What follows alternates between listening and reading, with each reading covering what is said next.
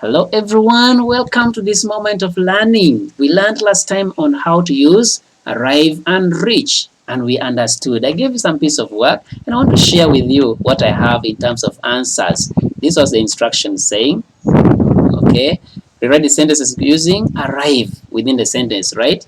Arrive is used within the sentence. So we shall say, the question 1 says, our teacher reached the police post in the morning. Remember to maintain the tense of the sentence asked, and this is the answer.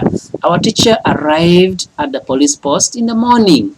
We arrive at a place, okay? Like places like police post, places like church, mosque, market, we arrive at. We arrive at the gate, okay? Then when we're asked to use reach, we don't use the preposition. We just say we reached the gate, okay? For this case, our teacher arrived at the police post in the morning. Number 2, she will reach Rwanda tomorrow morning. We reach in a bigger place like a country, city, town. We reach, we arrive in, okay? So for this case, I'll say, she will arrive in Rwanda tomorrow morning. Number next says, the police reached the accident scene very late. I told you on when refer these words to places like a scene, there we arrive on. So for this case, I'll say, the police arrived on the accident scene very late. Remember, they told us to use the word arrive, but our sentences are in different tenses, like the police reached. So you must make this verb also change to the given tense. That's why we're saying the police arrived on the accident scene very late. Hope that point is taken. Number 4, my mother reaches home late in the night. What do you have? I have this for you.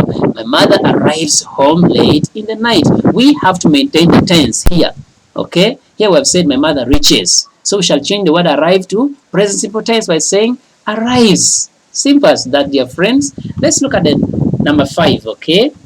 The last number on this instruction. The bus will reach Liantonde in the afternoon, okay? Liantonde is not so big, we can't rate it like to a country. We shall say the bus will arrive at Liantonde in the afternoon. Hope you wrote that, dear friends. We also had this instruction. Rewrite these sentences using reach. Remember, reach doesn't call for preposition. We reach the market, we reach the place, we reach home. We arrive home. We reach home. Okay? So let's take these few numbers done. I arrived at the bus park very early. Okay? I arrived at the bus park. Now we're asked to use the word reach. We shall say, I reached the bus park very early. I reached the bus park very early. I reached the bus park very early. I hope you wrote that. Number next says, the visitor will arrive in London in the evening. Okay? When we're using the word reach, we shall say, the visitor will reach London in the evening. Maintain the tense. Maintain the tense. Will reach. Okay? So the next number says, Musisi arrived in Tanzania at 9 o'clock in the morning. What do you have? Musisi reached Tanzania at 9 o'clock in the morning. And finally, the old woman arrives at the market before noon. Arrives at. So what shall we say? The old woman reaches the market before noon. Hope you did that very well. Where you've seen a mistake somewhere, make corrections and be a good learner. Dear friends, let me welcome you to the next point to learn. We want to learn something very important in our lives. How to use adverbs in our today's speech. Dear friends, an adverb. What is it? Like I've said, adverbs. What is an adverb?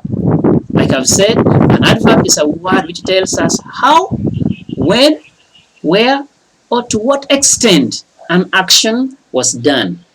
What is an action word? Doing words like sit, walk, talk, dig, drive, okay? Then the adverb will tell us how the action was done, okay? Then we don't stop there. We want to look at adverb into details. An adverb is a word which modifies. The word modifies means adds, okay? Adds meaning, modifies, okay? A verb, an adjective, adverb, okay? I hope you've got this. So we have said an adverb is a word which modifies or adds meaning to a verb, adjective, or another adverb, okay? Now, how an adverb modifies like a verb. want to see how does an adverb modifies a verb. Okay, like example, let us learn from this example given. A snail in terms of movement. Remember we said an adverb describes a verb. How a verb is done. Okay, something is done. An adverb describes a verb, tells us more about a verb. Okay, don't mix with an adjective. An adjective tells us more about a noun. So, we want to see how an adverb modifies a verb. Look at this sentence. A snail moves slowly. We are answering how a snail moves. How does it move? Slowly. Okay, a snail cannot rush like the way we do, like the way vehicles take off, like the way a bird moves. Okay, for a snail is very slowly. So the word slowly is our adverb. It is telling us more about a verb. Which verb? Moves. Okay, that is how an adverb modifies a verb. Then next, I want to see how an adverb modifies an adjective. What is an adjective? A name of a thing. For example, here we have used the word a snail. A snail is our noun. Okay, so I want to see how to describe this noun. Okay, and here is a sentence. A snail is slow in movement. We're not, our attention on the snail. The first sentence, our attention was on the movement. And movement, move is a verb. But this time, a noun. So we're using slow to modify a noun. Okay, so slow is being used as an adverb here. Okay, then we want to see how an adverb modifies another adverb. Okay, another adverb. Look at this sentence. Still on snail. A snail moves very slowly. Here we have two words colored.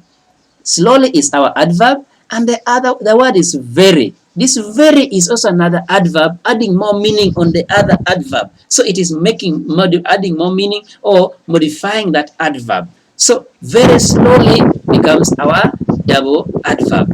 But very is attached to slowly. But slowly is describing how a snail moves. You understand this? So with those few examples, I think we have seen how an adverb adds meaning on a verb, on an adjective, or on another adverb. I want to give you this time to, there could be some of you have never seen a snail. I want to make you see what a snail is, dear friends. That which you are about to see is a snail. I hope you have ever seen this thing. That is what we call a snail. We also have it in disappearance. Look at this also. Look at this. That is also a snail. That is a snail. I hope you have ever seen that. I also want to let you know how a snail moves. How a snail moves, dear friends. So let me take this short reaction I get you on how a snail moves, dear friends. Just see how a snail moves quickly on a short note.